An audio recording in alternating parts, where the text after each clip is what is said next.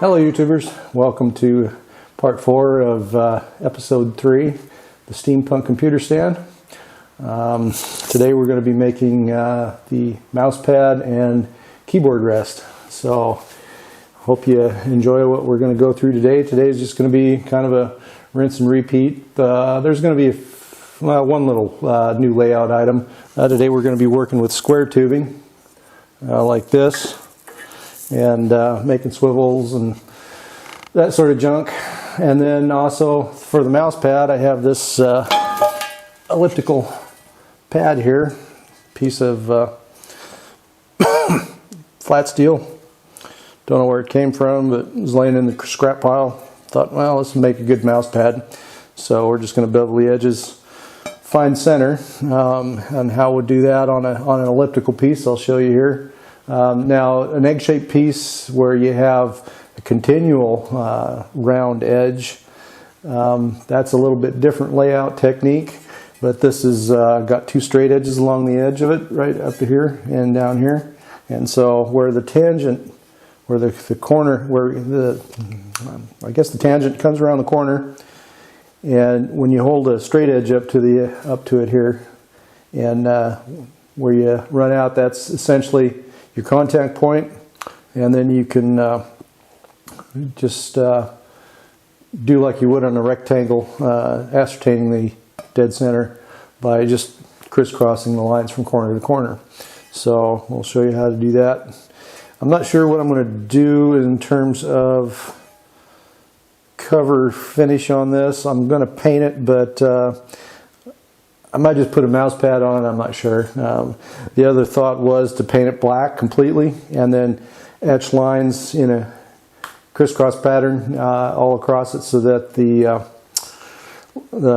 most mice nowadays are have that little laser in them, so that they read the surface that they're actually moving over, as opposed to the old ball type with the little rubber ball, and then of course it gets gummed up and you got to pop it out and clean it from time to time. At least the laser dealies, there's no cleaning. They're maintenance free. But I'm thinking just a mouse pad for right now. Then for the hand rest, we have some brass here. This came out of the scrap pile. I've done some prep work this morning already. This is just going to get put on the edge here. I'm going to weld 2 nuts on the bottom, drill some holes in this guy. And then same thing with the key rest, or the rest. And this is going to actually be this is a piece of oak, and we're just going to attach these. There's 2 parts of brass here, and leave a little space in the middle, so that way one for each hand, so to speak, and then attach these to the edge just like this, and then that way you got a nice hand rest. And a nice mix of several materials. We're going to have copper in there. We've got stainless, got brass, got steel, and now a chunk of wood. So this definitely fits into a steampunk theme as such, because Steam Era used all kinds of materials for their stuff. And the other thing we're going to do for the keyboard rest is take this ring and split it, similar to the swivel for the monitor, and we're going to cut it down, take a chunk out of this part right here, and then round the edges. Utilize one of these holes to fix the tilt on the computer, or on the keyboard rest, and then mount it to a swivel. Take a wing nut and be able to fix the stop the keyboard from turning on the arm. Of course, telescoping. There's going to be we've got this guy right here. Again, something just out of the scrap pile. This is just a nut, or whatever I'm having a brain fart. Anyway, got that guy to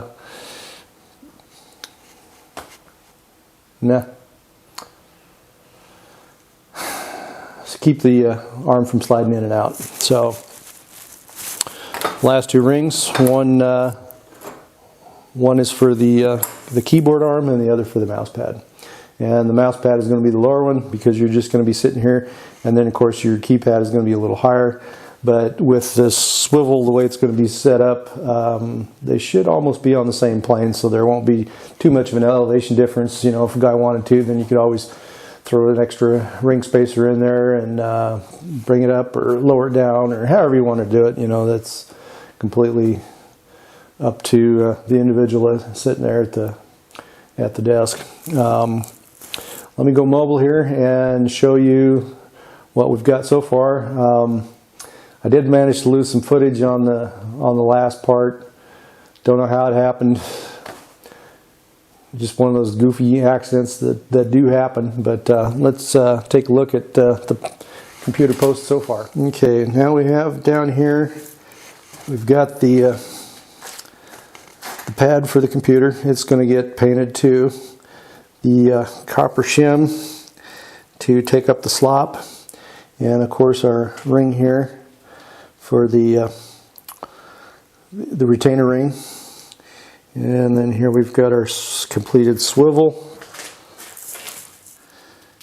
You can see that turned out pretty good. And what I did here is I just heated up along the edge here, just to kind of recap on the technique, and allowed the puddle to flow onto the pipe. And that way I didn't need any filler rod, and it rounded this edge fairly nice. That way there's not much grinding. I haven't done any grinding to this at all, and the edge is, you know, smooth enough to where you don't have to worry about ripping your skin or cutting yourself or scratching yourself or anything like that. So anyway, there's the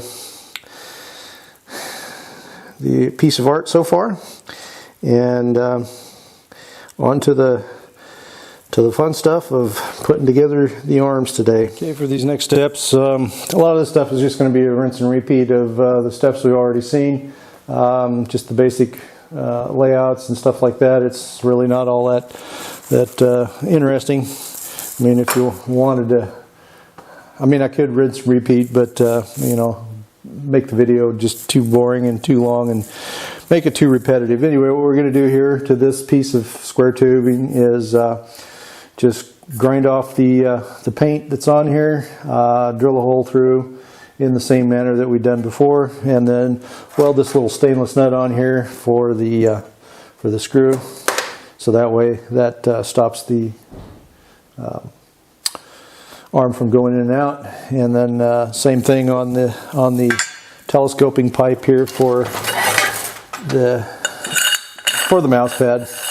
Unfortunately, this is round, so I got to figure out how to keep this from spinning and dumping the mouse off as when you loosen the screw.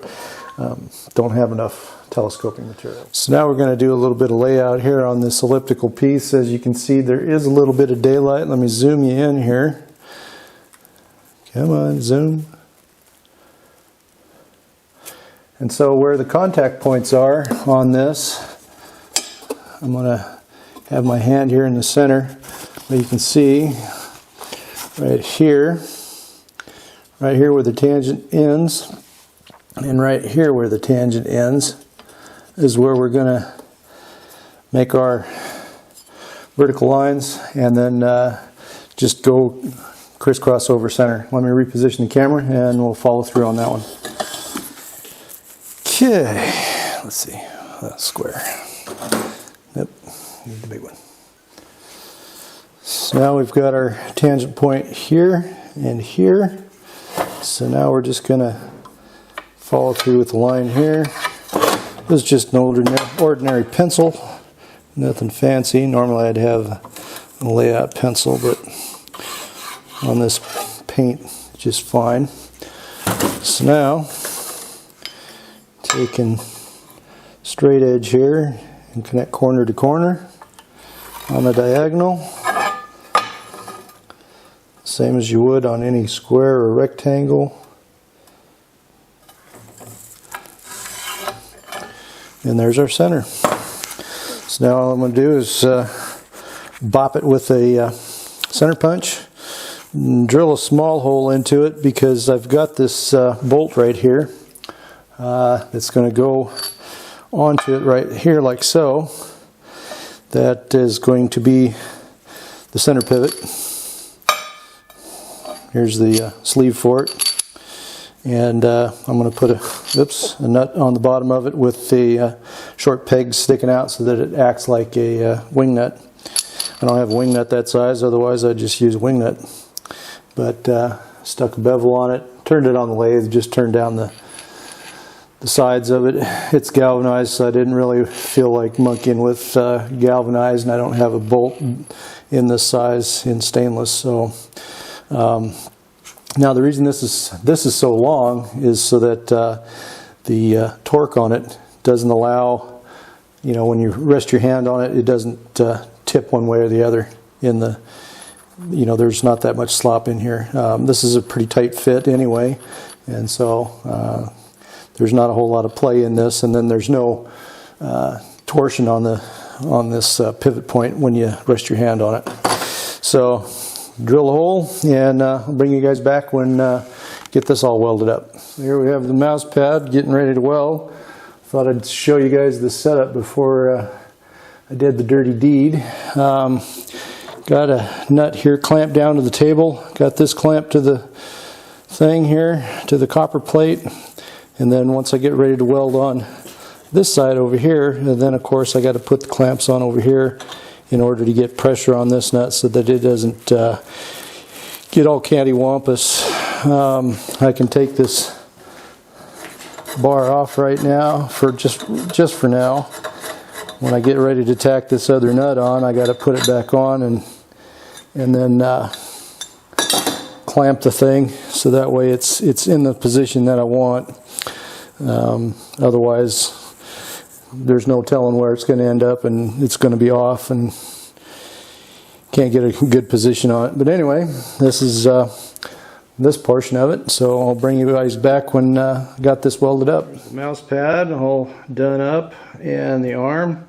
The only thing left now to do is put in a screw right here, and we're going to make like a wing nut type, where we're going to just take an M10 and weld a cross piece onto it so that it acts like a wing nut, and then bend the wings up, make it look a little more steampunkish. And here's the sleeve underneath. Sorry about the wobble. Right here's where the nut's going to go on, and this whole thing turns.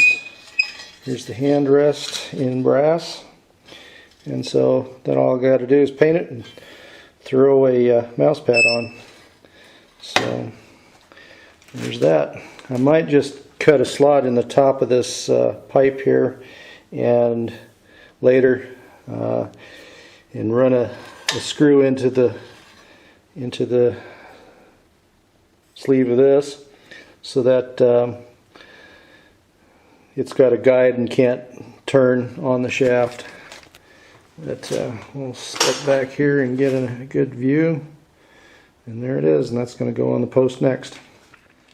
So here we have the setup for the nut that's going to tighten the mouse pad. It's not quite centered there, but that's no big deal.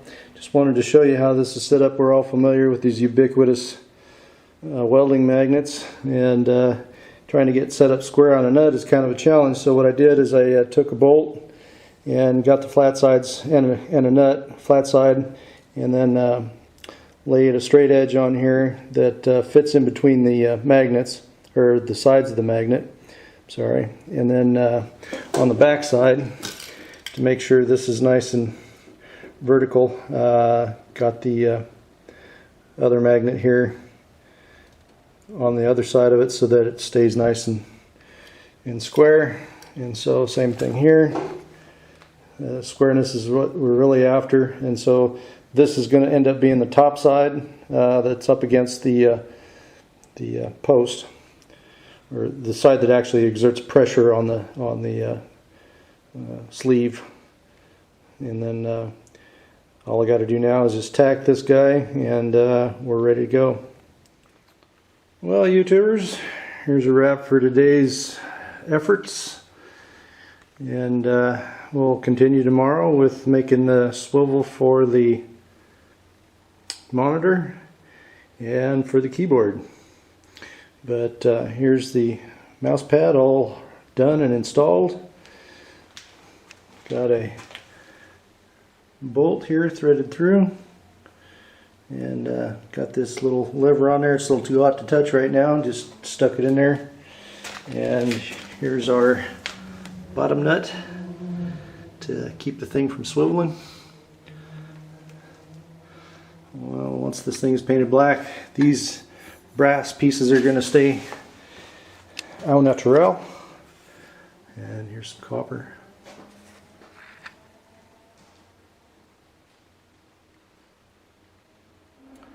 Well, YouTubers, that's a wrap for today. Tomorrow we'll continue on with keyboard mount and swivel.